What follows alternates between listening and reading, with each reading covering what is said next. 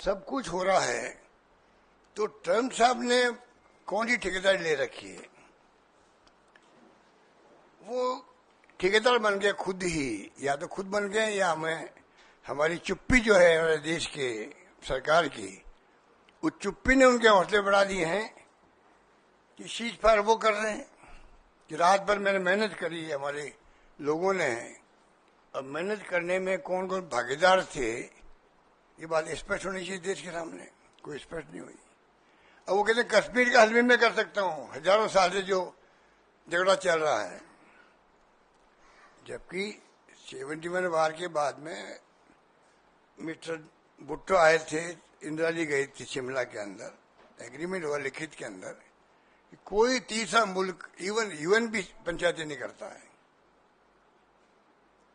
दो मुल्कों के पीछे बात होगी हमेशा कश्मीर के बारे में लेकर के।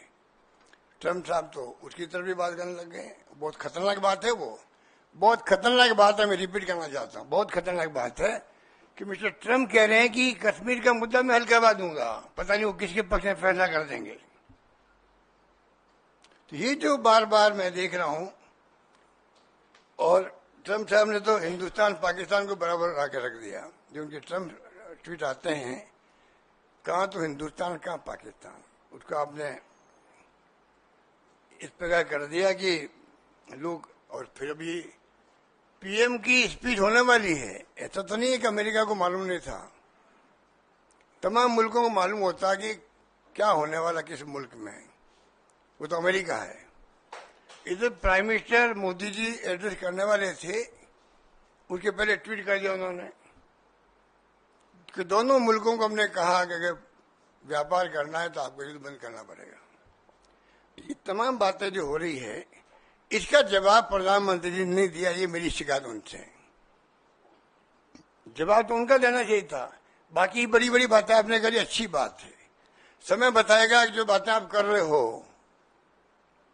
वो कितनी हम कामयाब हो पाते हैं आने वाले वक्त में। भगवान करे कोई आतंकी घटना हो ही नहीं, अब कभी भी नहीं हो। हमारा तो ये ध्येय होना चाहिए था कि हमेशा के लिए पाकिस्तान की ऐसी स्थिति कर दें हम लोग, कम से कम वो जो है आतंकवादी घटना करने के काबिल नहीं रहे वो, और एकदम अचानक सीज फायर हो गया। पूरा देश सख्ते में आ गया है कि भाई ये हो क्या गया, समझ के परे है। इस प्रकार से जो, और इधर तो हो रहा सीज फायर है और 2 घंटे बाद में वापस अटैक हो रहे हमारे ऊपर। तो दुनिया क्या सोच रही होगी कि पाकिस्तान घबरा गया या कौन घबरा गया जिससे कि सीज फायर भी हो रहा है।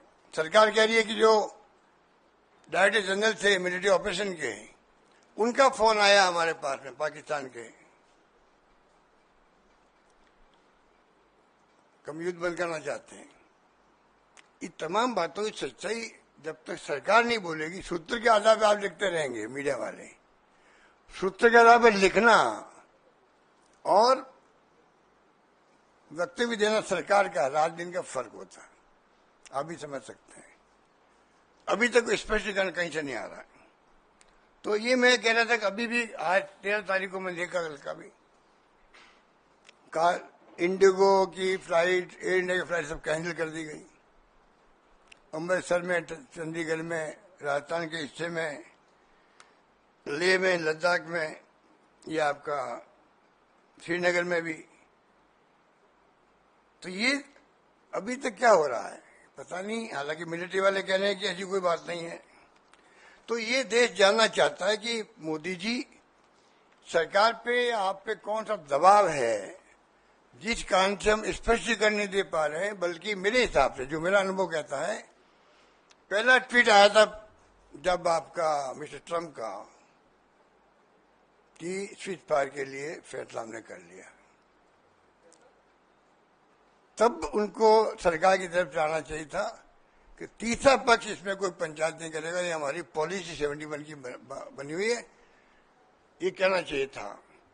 उसकी बजाय ट्रम्प साहब बार बार ट्वीट करते जा रहे हैं, कभी ट्रेड को लेकर कह रहे हैं, कभी वो कश्मीर को लेकर कहने लग गए। तो ये जो हो रहा है ये बहुत आशंकाएं पैदा करता है, और हम सब देशवासियों वाली चिंता का विषय होना चाहिए।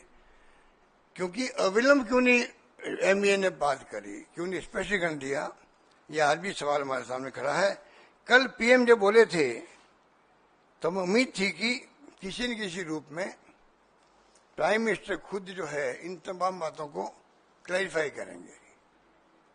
वो कल चूक गए हैं डैमेज कंट्रोल करने में। डैमेज बहुत भारी हुआ है सरकार को भी, क्योंकि जिस प्रकार से कहा तो इंदिरा गांधी ने 2 टुकड़े ही कर दिए पाकिस्तान के, सरेंडर करवा दिए सेनाओं को, और यहाँ तो 3 दिन का मामला था। सेना अच्छा काम कर रही थी, घुस रही थी उनके अंदर, और अचानक ही स्विच फायर खबर आ गई।